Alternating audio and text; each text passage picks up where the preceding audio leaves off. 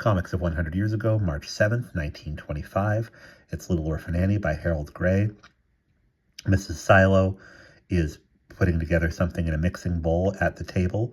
Annie leans on her elbows watching her. Mrs. Silo has her hair done back in a bun. She's wearing a long skirt and has an apron with a great big bow tied at the back. She's wearing a shirt with the sleeves rolled up with little black dots on it.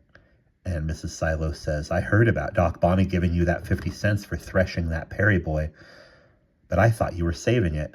Annie says, "Gee, didn't you even guess a little bit that I might buy you something with it?"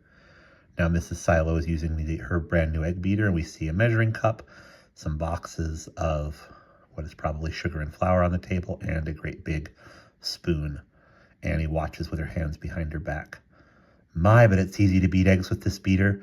Now we can have cake often," says Mrs. Silo. Into the oven goes the cake pan. There is a steaming kettle up above. Annie says, "It'll whip cream too." Said in the book, angel food cake. It'll whip cream too, it said in the book. Angel food cake with whipped cream frosting. Would be great, wouldn't it? "Why not? We've got lots of cream," says Mrs. Silo. Annie licks the spoon, holding it over a plate, and says, "Gee, I'd rather have one cake spoon to lick than all the lollipops in the world." "There'll be some frosting left. You can have that too, Annie. Too bad they didn't invent the cake pop 100 years ago."